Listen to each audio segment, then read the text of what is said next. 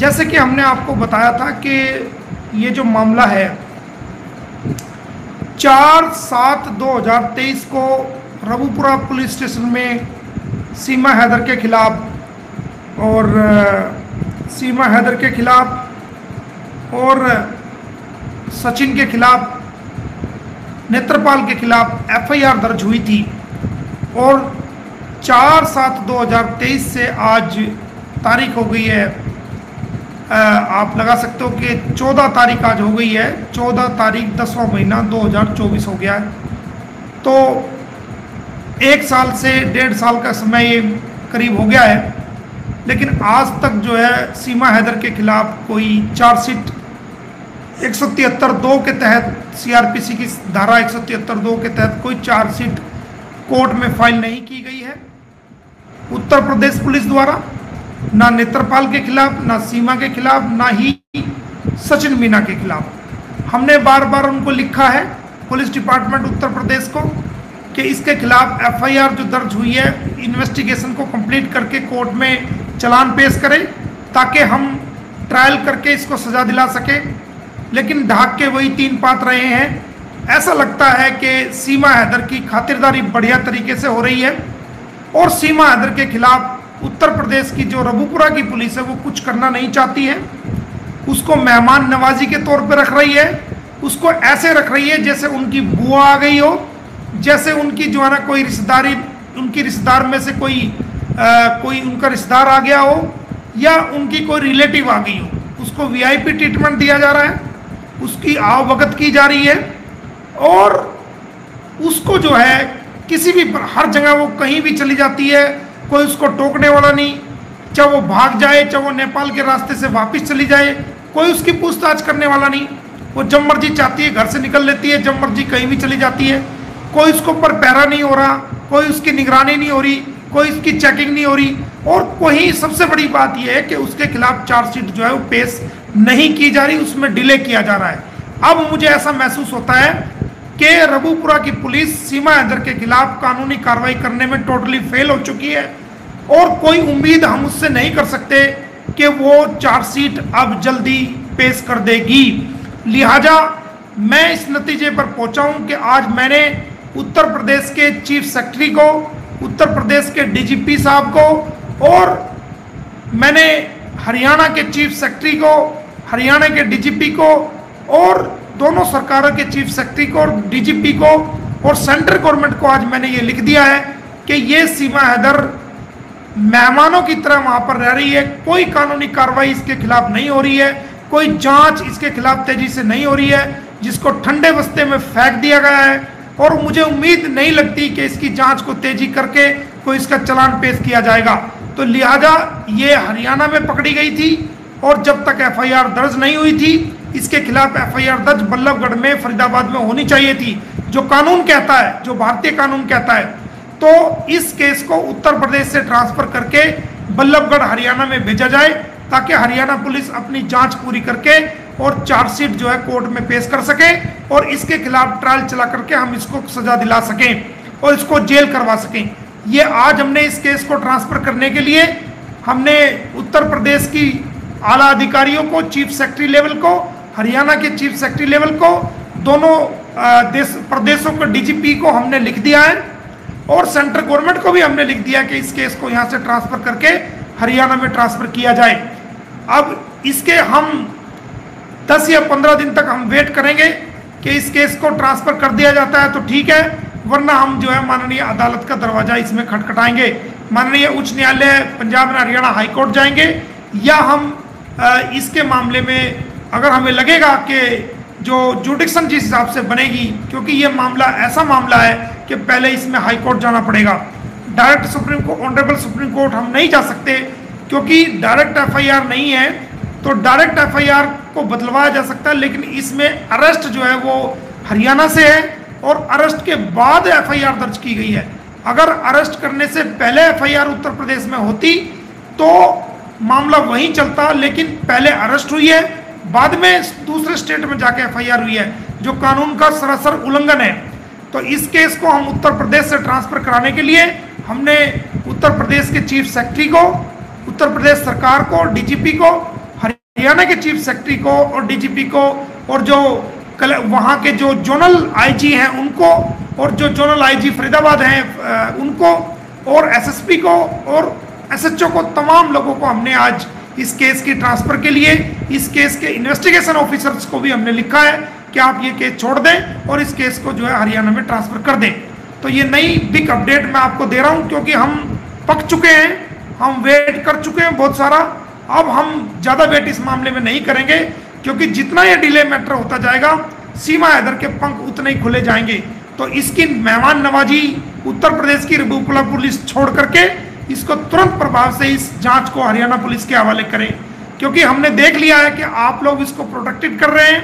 आप लोग किसी प्रकार की इन्वेस्टिगेशन में तेजी नहीं ला रहे हैं और न ही आप चार्जशीट इसको पेश कर रहे हैं। तो लिहाजा आज हमने दोनों सरकारों को लिखा है, सेंट्रल गवर्नमेंट को लिखा है और उम्मीद करते हैं कि हम 10 या 15 दिन तक ये वेट करेंगे। अगर ये मामला ट्रांसफर नहीं होता है तो हम माननीय उच्च न्यायालय का दरवाजा इसके अंदर खटखटाएंगे और इस मामले को उत्तर प्रदेश से निकाल करके हरियाणा में लेके आएंगे और उसके अंदर टाइम बाउंड भी करवाएंगे कि इतने टाइम के अंदर अंदर आप इन्वेस्टिगेशन को कंप्लीट कीजिए, क्योंकि 1.5 साल का वक्त बहुत ज़्यादा वक्त होता है। आज पूरे देश में क्राइम है, हर जगह आज जहां मर्जी चाहे जैसे चाहे आज गोलियां चल जाती हैं, हत्याएं हो जाती हैं और ये नेपाल का जो बॉर्डर है वो बॉर्डर क्रॉस करके कितने सारे जो है वो इलीगल तरीके से भारत में घुसपैठ कर लेते हैं और हमारी पुलिस 1.5 साल तक चालान उसके खिलाफ जो है जो उत्तर प्रदेश की पुलिस है वो पेश करने में नाकामयाब होती है।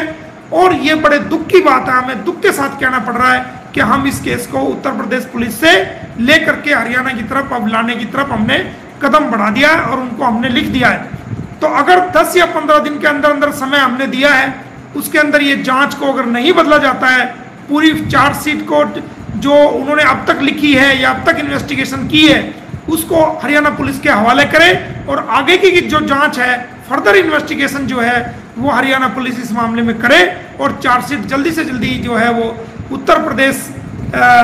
की पुलिस से लेकर के इन्वेस्टिगेशन को कंप्लीट करके वो फरीदाबाद न्यायालय में कोर्ट में जो है इसको प्रस्तुत करे, ताकि हम इसमें खड़े होकर के सीमा हैदर को जो है उसकी औकात दिखा सकें और उसको जेल करा सकें और उसको यहाँ से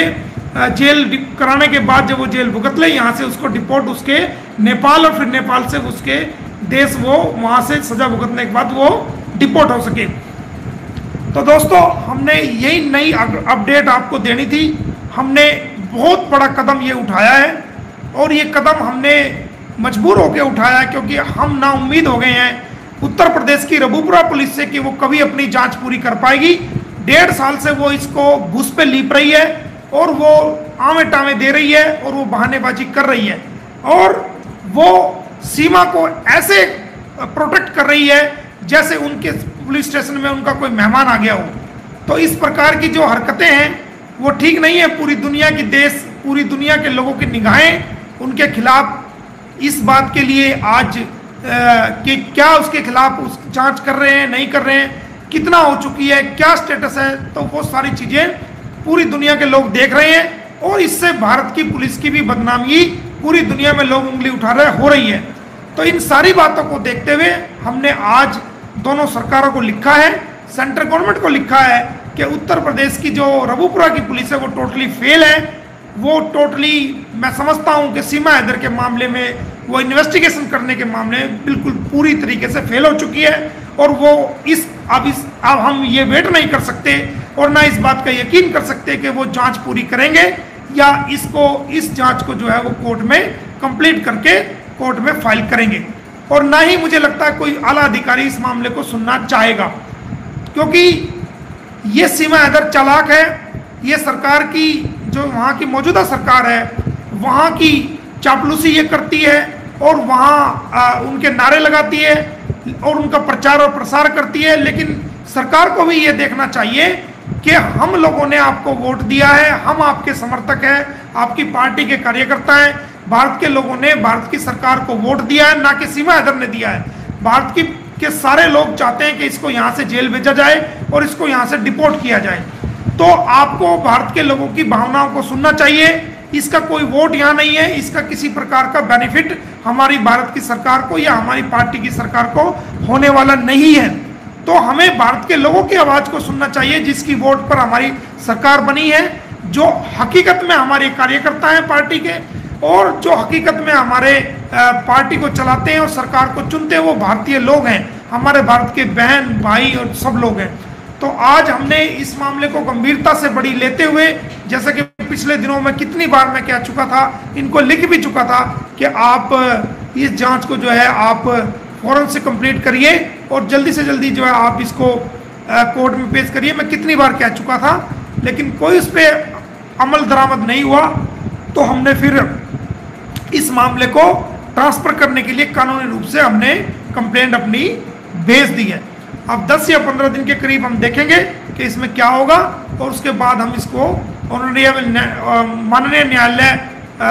की तरफ हम मूव करेंगे, हाईकोर्ट, ऑनरेबल हाईकोर्ट की तरफ। अगर हमारे हक में वहाँ से भी फैसला नहीं होता है तो हम माननीय सुप्रीम कोर्ट को इस मामले में लेके जाएंगे। तो इस नई अपडेट के साथ हमने आपको